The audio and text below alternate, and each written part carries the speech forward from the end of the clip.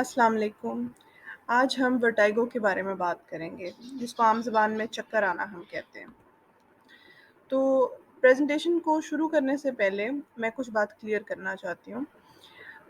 Vertigo जो है ना, वो उसकी जो प्रेज़ेंटिंग कंप्लेंट है, जब मरीज़ जो है वो डॉक्टर के पास आता है, तो वो कहता है मुझे चक्कर आते हैं, या अगर आप इंग्लिश में बात करें तो मुझे डिज़ीनेस है, ठीक है?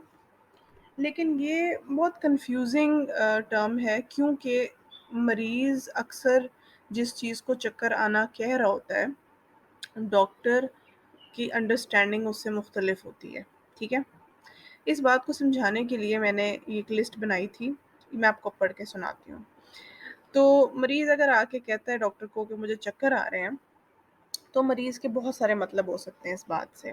नंबर 1 ये स्पिनिंग ऑफ सराउंडिंग्स, यानी कि वो कहता है कि इर्द-गिर्द सब कुछ घूम रहा है, वो इसको चक्कर आना कह रहा है, ठीक है? फिर वो आँखों के आगे अंधेरे को आ जाना, ठीक है? इसको भी कुछ लोग चक्कर कहते हैं, जिसको अंग्रेज़ी में ब्लैकआउट कहते हैं।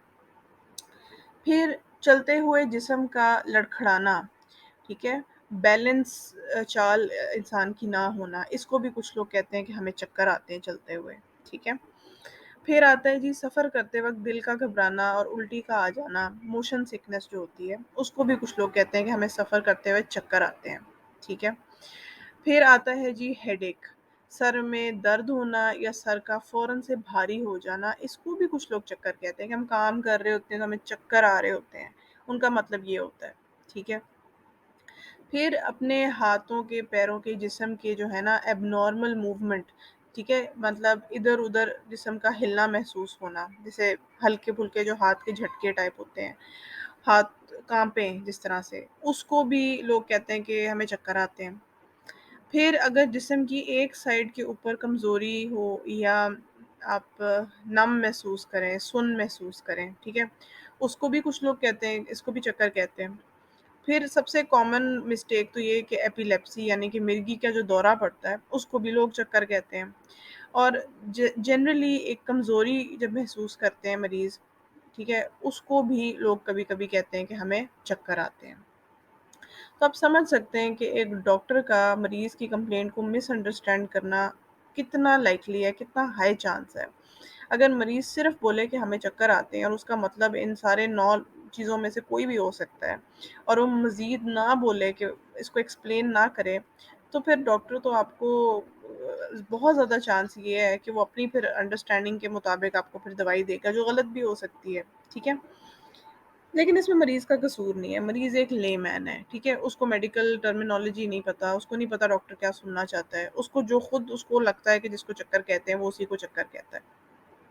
तो यहाँ पे डॉक्टर का फ़र्ज़ है कि डॉक्टर आपसे बहुत सारे सवाल करे और पूछे कि आपका क्या मतलब है? जब आप कहते हैं कि आपको चक्कर आते हैं, तो उसका क्या मतलब है? और मरीज़ का फ़र्ज़ ये है कि वो डॉक्टर को अपने अल्फ़ाज़ में बताए, उसकी कैफ़ियत बताए। वो सिर्फ़ वर्टिगो या चक्कर या डिज़ीनेस कहने की बजाय डॉक्टर को ये बताए कि उसे क्या महसूस होता है।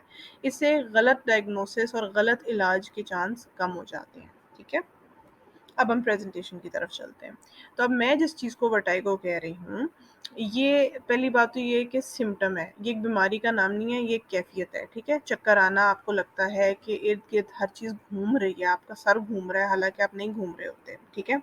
इसको वर्टिगो कहते हैं। वर्टिगो की बहुत सारी वजूहात हो सकते हैं। जो सबसे कॉमन वजह होती है, हम उसकी बात करते हैं। एक होता है सेंट्रल वर्टिगो और एक होता है पेरिफेरल वर्टिगो।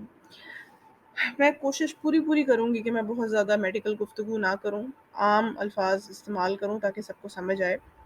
तो जो सेंट्रल वर्टिगो होता है ना, आप ये समझें कि उसका ताल्लुक होता है आपके दिमाग के किसी हिस्से में कोई मसला है, चाहे वो इंजरी हो सकती है या कुछ भी। बहुत सारी बीमारियाँ होती हैं, जैसे मल्टीपल स्क्लेरोसिस एक बीमारी है, उसमें भी ब्रेन अफ़ेक्ट हो जाता है इस तरह से। तो उसमें चक्कर आने की वजह ब्रेन के साथ कोई गड़बड़ होती है, उसकी वजह से होते हैं। और ये ज़रा फ़िक्रमंद है टाइप है वर्टिगो की। फिर एक ज़्यादा कॉमन होती है पेरिफेरल वर्टिगो, जो कि आपकी गर्दन की मूवमेंट के साथ-साथ देखा गया है कि आपकी पोज़ीशन जो है उसके हिसाब से चक्कर आते हैं। तो ये मोस्ट लाइकली ज़्यादा कॉमन जो कॉज़ है ना, एक जो नर्व होती है ना आपकी, जो आपके बैलेंस को कंट्रोल करती है, اس کی وائرل انفیکشن کی وجہ سے ہو جاتی ہے اور وہ کچھ ہفتوں میں ویسے عام طور پہ ٹھیک ہو جاتی ہے۔ کچھ اور بیماریاں ہیں ای این ٹی کی، ناک کان گلا جو شعبہ ہوتا ہے ای این ٹی میرا یہ مطلب ہے، تو ای این ٹی کی اور بیماریاں ہوتی ہیں جس میں بی پی پی بھی ایک بیماری ہے، پھر مینیئر ڈیزیز ایک بیماری ہے۔ تو ان ساری چیزوں کی وجہ سے بیسیکلی جو آپ کے کان کے متعلق مسئلہ ہے، جو آپ کی پوزیشن کا جو مسئلہ ہے، اس کو پیریفرل ورٹائگو کہتے ہیں۔ آئی ہوپ آپ سب کو اس بات کا پتہ ہے کہ جو کان ہوتا ہے وہ صرف سننے کے لیے نہیں ہوتا، کان جو ہوتا ہے وہ بیلنس، آپ کے جسم کو بیلنس کرنے کا بھی اس کا رول ہوتا ہے۔ ہمارے کان کے 3 حصے ہوتے ہیں، ٹھیک ہے؟ باہر والا کان جو ہم سب کو نظر آ رہا ہے اس کو آؤٹر ایئر بولتے ہیں اور یہ سننے کے لیے ہوتا ہے۔ پھر ایک مڈل حصہ ہے، ٹھیک ہے، وہ بھی سننے میں اس کا رول ہے۔ اور سب سے زیادہ جو اندر کا حصہ ہے جو دماغ کے بالکل ساتھ پڑا ہوا ہے اس کو انر ایئر بولتے ہیں، اور اس کے اندر اس کا جو فنکشن ہوتا ہے وہ آپ کو بیلنس رکھنا ہوتا ہے، ٹھیک ہے؟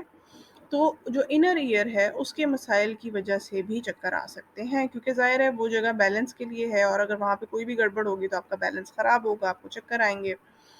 تو ورٹائگو کے سمٹمز کیا ہیں جی؟ آپ کو ایسا لگتا ہے سب کچھ گھوم رہا ہے، آپ کا سر گھوم رہا ہے، آپ کا جسم گھوم رہا ہے، آپ کے ارد گرد سب کچھ گھوم رہا ہے، ساتھ نوزیا بھی ہو سکتا ہے، وامٹنگ بھی ہو سکتی ہے، دل بھی تیز تیز دھڑک سکتا ہے اس اٹیک کے دوران۔ اور سم ٹائمز یہ بھی دیکھا گیا ہے کہ مریض کی جو آنکھیں ہیں وہ رائٹ لیفٹ تیز تیز گھومتی ہیں۔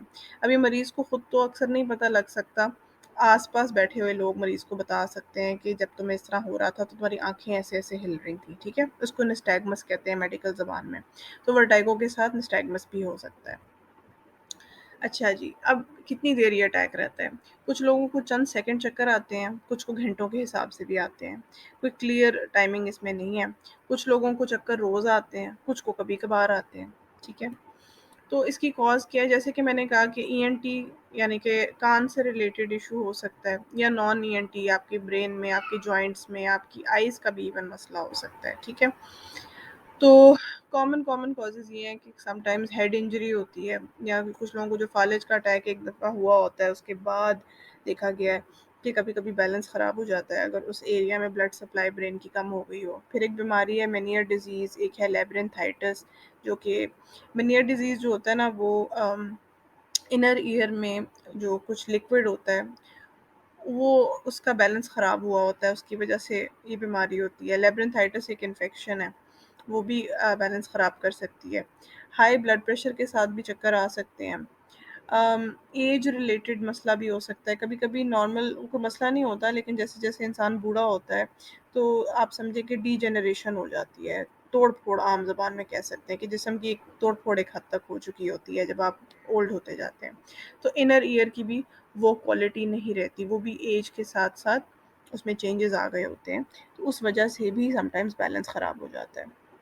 بہت کامن کمپلینٹ ہے کہ مریض آتے ہیں اور کہتے ہیں ہمیں رکوع کرتے ہوئے یا سجدہ کرتے ہوئے یعنی کہ بینڈ ہوتے ہوئے، سر کو نیچے کرتے ہوئے فوراً سے ہمیں چکر آنے شروع ہو جاتے ہیں۔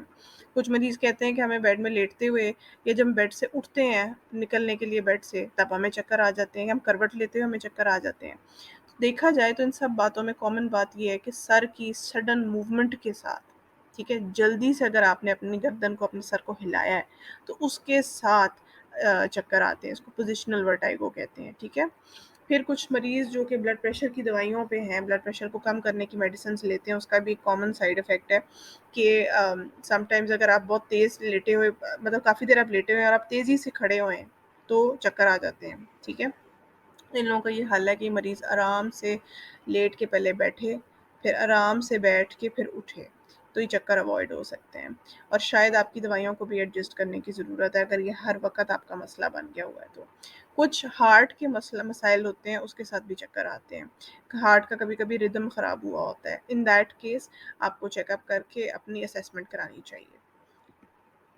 اب ای این ٹی کازز جیسے کہ میں نے کہا تھا بی پی پی وی، لیبرنتھائٹس، مینیئر ڈیزیز، یہ مختلف نام ہیں بیماریوں کے جو کہ آپ کا بیلنس خراب کر سکتے ہیں۔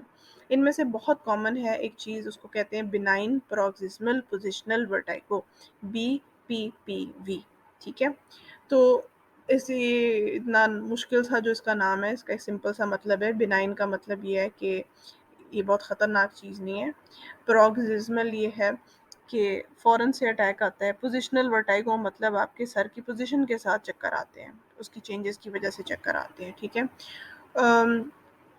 कुछ लोगों को इनर ईयर की इन्फेक्शन हुई होती है, उसको लेब्रिंथाइटिस कहते हैं, उसके साथ भी हो सकता है। तो बीपीपीवी जो है ना, ये जो पोजीशन के साथ जो चक्कर आते हैं, ये सबसे कॉमन है। और इसमें ये है कि छोटे छोटे कैल्शियम के डिपॉजिट हुए होते हैं, आप कह लें छोटी छोटी पत्रियाँ होती हैं जो कि कान में बन चुकी होती हैं, और उनकी मूवमेंट से कान की जो सेंसिटिव बाल होते हैं वो स्टिमुलेट होते हैं, और आपके बैलेंस की गलत इन्फॉर्मेशन ब्रेन तक पहुंचती है और आपको चक्कर आते हैं। ठीक है, तो कभी कभी चक्करों के साथ सुनने में भी इशू आ रहा होता है, बुखार भी हो सकता है, कानों में सीटियाँ बज रही होती हैं। ठीक है, ये और भी डिफरेंट चीज़ें होती हैं कानों के मसाइल के साथ। ठीक है, ज़रूरी नहीं है कि कभी कभी सिर्फ चक्कर ही हो, उनके साथ ये चीज़ें भी हो सकती हैं। अब घर में हम क्या करें? सबसे पहले तो बेसिक सी बात ये समझेंगे, जब आपको चक्कर आ रहे हो ना, तो आप बैठ जाएं, लेट जाएं, आराम से सुकून से लेट जाएं, और कोई एक्टिविटी करने की कोशिश ना करें जब तक चक्कर आ रहे हैं, आप आराम करें। ठीक है।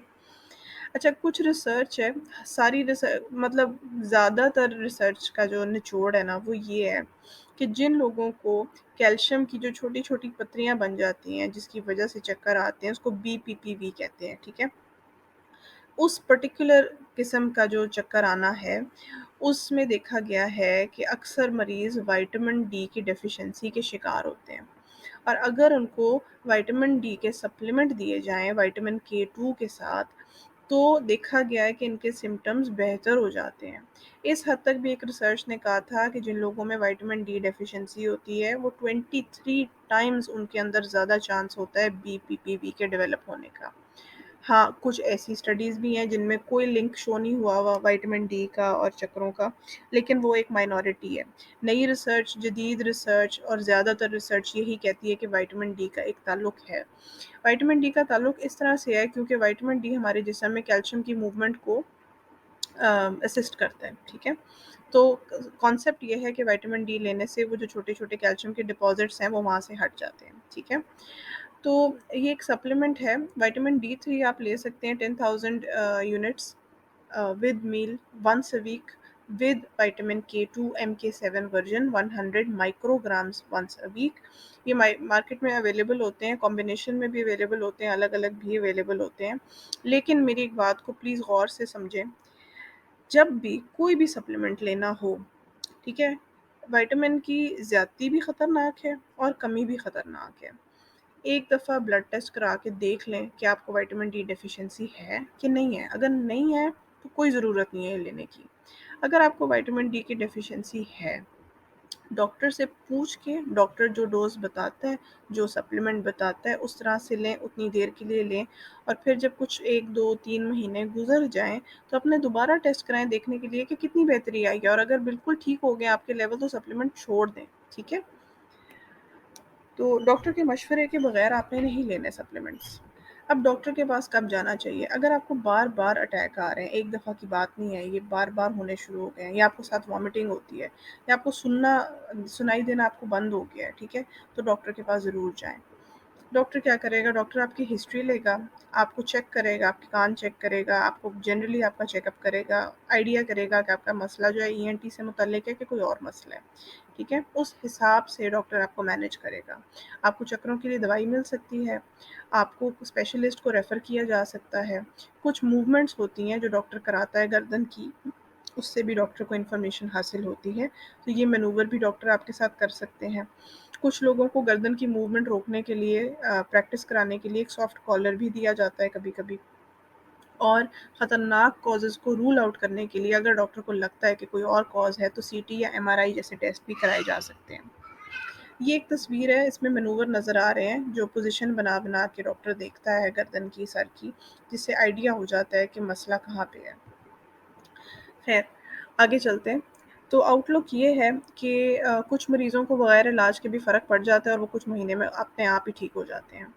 फिर जो बहुत बूढ़े लोग हैं जिनको वर्टाइगो होता है और कोई वजह समझ नहीं आ रही होती, तो उनको उसके साथ रहना पड़ता है। ठीक है? और पोज़िशनल वर्टाइगो जिन लोगों को है, जो सर की पोज़ीशन के मुतालिक है, वो बार-बार उन लोगों को वर्टाइगो हो सकता है।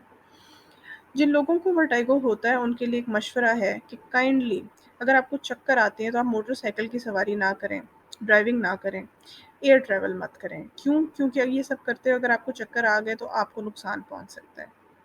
उसके अलावा ये जहाँ तक हो सकता है सीढ़ियाँ अवॉइड करें, हाइट्स पे जाना अवॉइड करें जहाँ पे गिरने का चांस हो।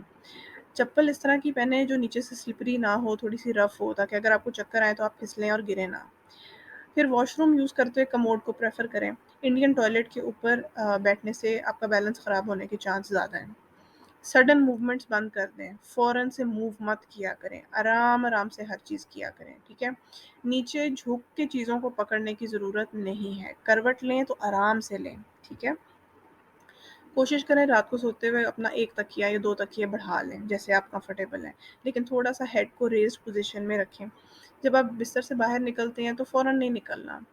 आराम से टेक योर टाइम, पहले आप आराम से करवट लें, फिर थोड़ा-सा वेट करें, फिर आप बैठें, फिर वेट करें। 1 मिनट, 2 मिनट वेट करें और फिर आराम से खड़े हों, ठीक है? फिर किसी ऊँचे शेल्फ़ से, किसी ऊँची जगह से कोई चीज़ पकड़ते हैं तो हमारी गर्दन जो है ना थोड़ी-सी एक्सटेंड होती है। इस तरह की मूवमेंट भी मत करें, ठीक है? अगर आपको वर्टाइगो है, तो उम्मीद है कि आपने इस वीडियो से कुछ अच्छी मालूमात ली, आपको फ़ायदा हुआ। अगर आप किसी को जानते हैं जिसको वर्टाइगो है तो उन्हें भी ये वीडियो फॉरवर्ड करें। अगर आपको ये वीडियो अच्छी लगी तो please like, comment, share and subscribe to my channel and follow me on Instagram and Facebook. वहाँ पे भी मैंने वर्टाइगो के ऊपर पोस्ट्स बनाई हुई हैं, अगर आप इंटरेस्टेड हैं तो प्लीज़ चेक इट आउट। उसमें बहुत ज़्यादा मैंने इन्फॉर्मेटिव मटीरियल डाला हुआ है। एंड इंशाल्लाह I will be back with another video. अल्लाह हाफ़िज़।